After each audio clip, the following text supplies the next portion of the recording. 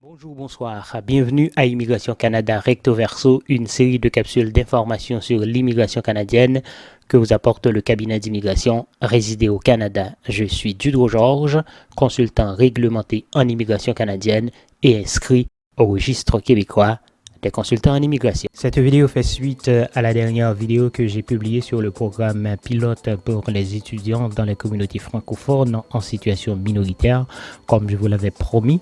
Donc, il y a des mises à jour. Effectivement, le programme a été lancé le 26 août dernier par le gouvernement fédéral du Canada. Et puis, on a publié certains établissements d'enseignement désignés qui participent à ce programme. Donc, comme vous voyez ici, les frais sont de 150 $. Ça, ce sont les frais de traitement pour le permis d'études. Donc, il faut s'attendre à débourser, par exemple, pour la biométrie et pour l'examen médical, si jamais on vous demande de subir un examen médical. Ensuite, certificat de police, le test de langue, ça c'est très important pour ce programme.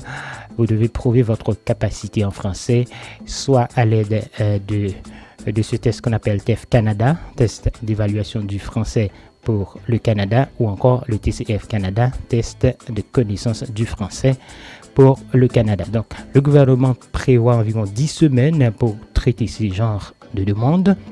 Alors, je vais vous montrer les établissements désignés qui participent à ce programme. Présentement, on a le Collège communautaire du Nouveau-Brunswick. C'est le campus qui se trouve à Bathurst. Ensuite, on a l'Université de Hearst en Ontario.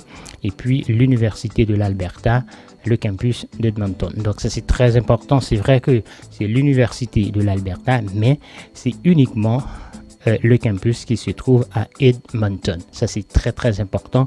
Alors encore une fois, méfiez-vous des fraudeurs et des arnaqueurs qui vont profiter de ce programme pour soutirer de l'argent à des gens qui ne se connaissent pas trop bien en immigration. Pour l'instant, il n'y a que 3 établissements désignés qui participent à ce programme. Le gouvernement a promis de publier les autres établissements d'enseignement désignés au fur et à mesure qu'il conclut des accords avec eux. Donc, un petit rappel pour le programme. Donc, c'est un programme qui vise à augmenter le nombre de francophones dans des communautés francophones qui sont à l'extérieur du Québec. Comme vous le savez très bien, le Canada, c'est un pays bilingue. On parle le français et l'anglais.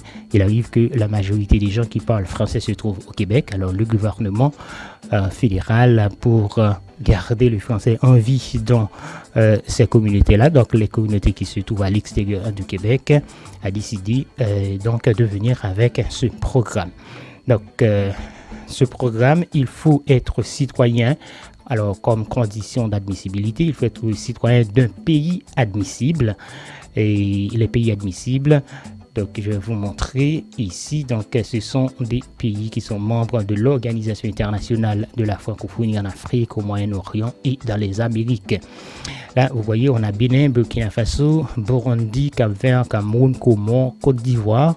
Alors, j'ai pas besoin de tout citer. Et puis pour les Haïtiens, Haïti est dans cette liste-là. Donc, ensuite, il faut avoir une lettre d'acceptation d'un établissement d'enseignement désigné participant, comme je viens de vous montrer ici. Pour l'instant, il n'y a que 3 établissements d'enseignement désignés qui participent à ce programme. Il y en aura d'autres, ok? Donc, ça c'est sûr. Ensuite, il faut avoir les ressources financières suffisantes pour payer vos frais de scolarité, vos frais de subsistance pour vous et les membres de votre famille qui vous accompagnent au Canada. Donc, si vous décidez de venir avec votre époux ou votre épouse ou encore vos enfants. Ensuite, il faut vivre à l'extérieur du Canada au moment de la demande. Il faut vous soumettre à un examen médical si c'est requis. Donc, ensuite, obtenir un certificat de police, encore une fois, le cas échéant, si c'est requis, être en mesure de prouver vos compétences en français. C'est-à-dire, vous êtes en mesure de parler, d'écouter, de lire et d'écrire le français. Alors, la façon de jauger votre capacité en français, c'est au moyen d'un test.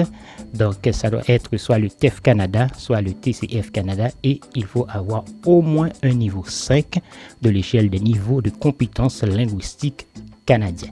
Alors, après avoir terminé avec vos études, c'est possible à ce que vous obteniez la résidence permanente, donc si vous respectez toutes les conditions. Voilà, c'était ça que je voulais partager avec vous.